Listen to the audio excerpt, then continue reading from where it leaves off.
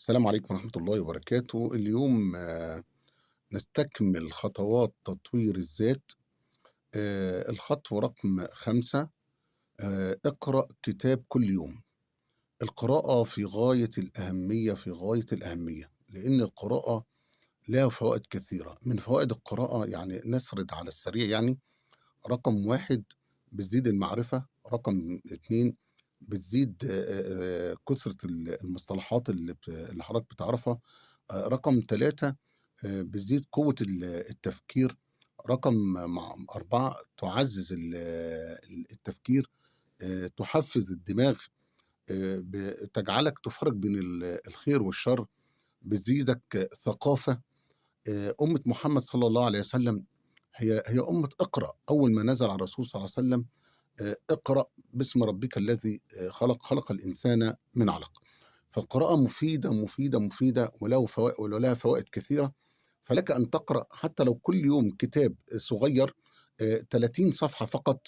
مش هاقول لحضرتك اقرأ كتاب 300 صفحة وده يجعلك تمِل يعني، لكن خلّينا في البداية نقرأ كتاب عدد صفحاته قليلة، اللي بيها يبقى عندك حافز إن أنت تقرأ بعد ذلك أكثر من 30 صفحة ل50 ل100 ل200، بعد ما تاخد على أول مرّة إن حضرتك تقرأ في البداية قراءة قصيرة أو روايات قصيرة، ثم بعد ذلك تزداد في الكم والكيف.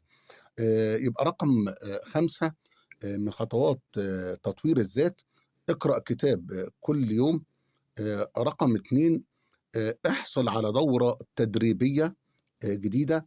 حضرتك ما تقفش عند مكانة معيّنة وتقف عند حد معيّن، لابد إن حضرتك يبقى ليك ثقافة جديدة، إن تحصل على دورة تانية، إن أنت تنضم إلى دورات حتى لو كانت أونلاين، يعني إن تستطيع إن أنت توصل أو تكون في أماكن معيّنة، في تحضر دورة. لا، لا، ممكن تكون في البيت وتحضر دورة أونلاين وتعمل على ورشة عمل. يعني يا ريت تعمل ورشة عمل في خلال 20، 30، 40 دقيقة.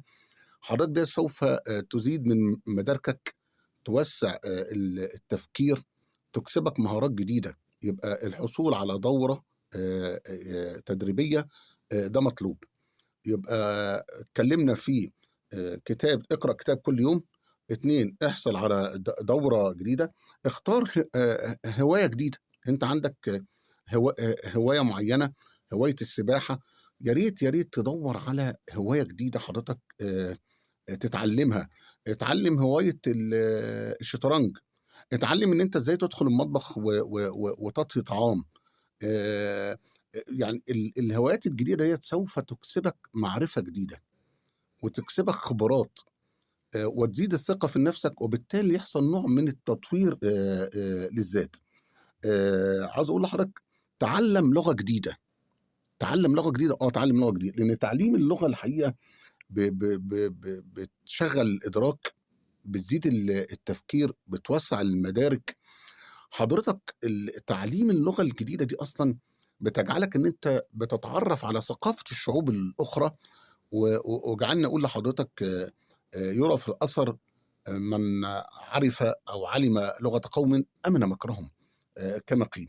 فتعلُّم اللغة ده مطلوب. حتى يعني أقدر أقول لحضرتك إن في مجال العمل اللي أنت بتشتغل فيه أو الوظيفة اللي أنت بتتقدّم فيها، غالبًا، غالبًا بيطلبوا حاجتين: إن يكون عندك علم بالكمبيوتر، رقم 2 إن يكون حضرتك معاك لغة، بتجيد اللغة الإنجليزية.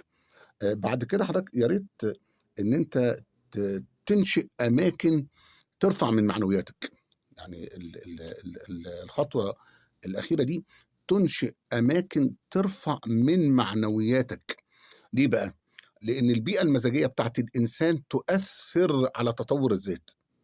يعني هو لو مثلًا الإنسان عايش في بيئة غير صالحة، مزاجه مش رايق، باله مش رايق، مش ممكن أبدًا يحصل نوع من التطوير ولا يحصل نوع من التقدُّم.